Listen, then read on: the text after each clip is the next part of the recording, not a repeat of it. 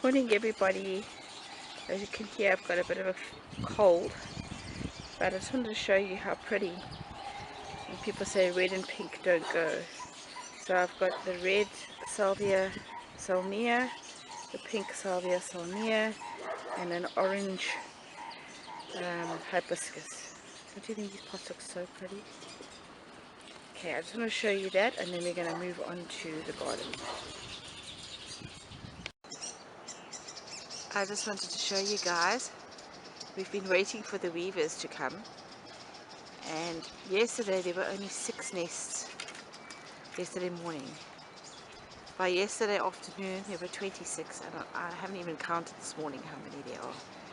And they're actually quite a scream to watch, because they're all males building their nests for the females to come and inspect, and they'll fly off to our neighbors who've got palm trees, and they will pick off some leaves, come back to build their nest.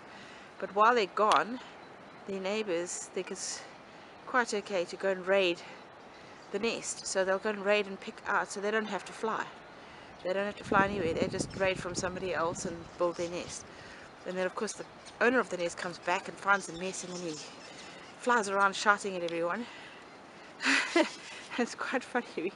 We sit here and have a glass of wine and watch them and laugh.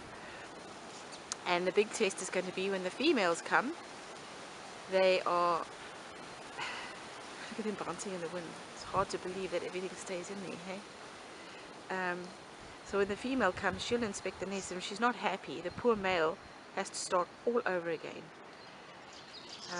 And I've been told that they don't just make one nest. Some of them make 2 or 3 nests, hoping that the female will accept. So they really are busy, and they've got to find food to eat. I do give them a bit of grain, and they have water. I've got bird baths everywhere, but I believe that they must also find their own food, because this is nature, and if you start making them lazy, then when they do need to find food, they don't know how to.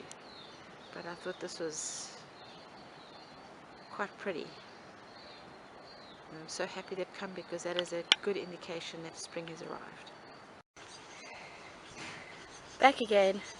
Okay, so I don't know if you recall this garden. This is where I took out all the grass.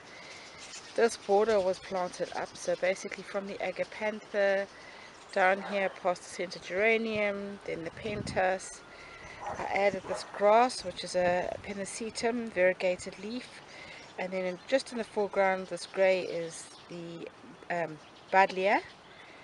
And then I bought some St. John's wort. I put the pot here, and then I've got St. John's wort basically planted in a half circle around it like that.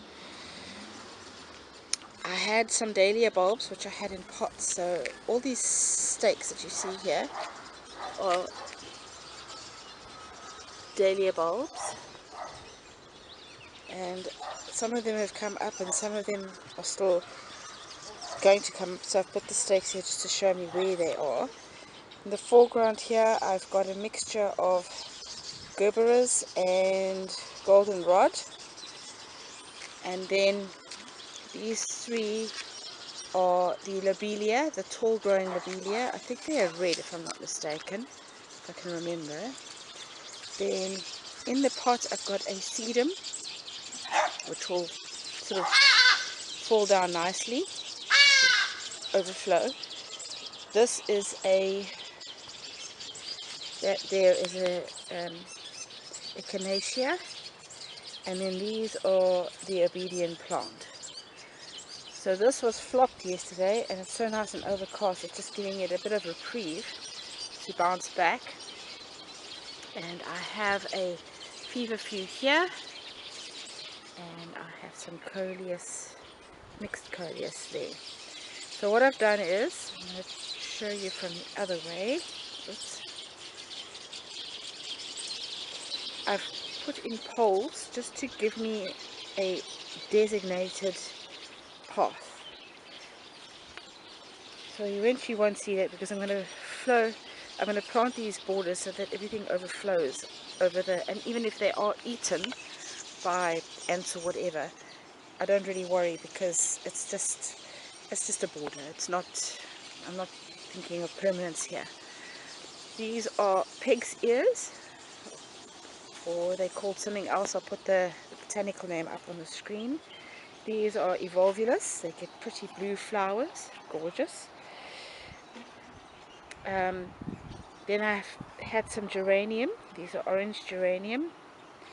And then I had 2 little logs that were cut into slabs, so I've put this pot, well, this watering can on it, and I have euphorbia in here, and some ginger and some portulaca. In the background there I have got chives with the grey foliage. That's a knopnorphia. This is a, hey, no, sorry, my puppy's irritating my cat. Look at him. Get out! Get out! Sorry, back again. He gets too rough with her. He just tries to love her too much, and she's tolerant to a degree. And then she hisses and scratches him. Anyway, so this is another Pennisetum. It's the black sort of red foliage. I've got 2. That one's obviously older than this one. In the front here are 2 Mexican gold bushes. Get pretty yellow foliage, and then along here I've got some more red foliage, and then this is a honeysuckle, which I'm going to encourage to go up here. And behind the honeysuckle I've got a tomato tree, the fruit tomato tree, so that's going to be awesome because it's going to supply us with some fruit. Then I have a lemon tree and volunteer, 3 volunteer mulberry bushes. Then I had this pot which is painted green, and I decided to paint it gold and put a wire vine in, so that'll flow over nicely. Another agapantha, another pomegranate, and then down is where I've got my coleus and my foxglove. Coleus, foxglove, sort of alternating like that. It's a bit of a mess down there.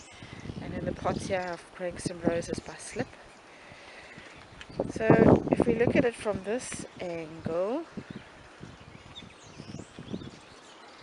it looks pretty. In the gap over here I'm planning to put in more dahlias. I've got some dahlia bulbs arriving, and I'm going to pop them in the ground there. So this is going to be designated for dahlias. The reason is we can get wind. We are on the coast, and along this fence here we've got syzygium growing, so we're going to create a hedge. We're also putting up a wooden fence structure there as well, which will be painted black, so it's actually going to be quite, I think, quite nice, the contrast with the green foliage and the black. And then along here I've got this fence with this foliage, so it will provide some protection. I'm going to create basically a room here. If you can picture, this would be a room that you would walk through, and then over there I'm planning to make another room in this section, and then down here you'll see as I progress I'll show you. I hope you enjoyed this video. If you did, please subscribe, and I'll see you in the next one.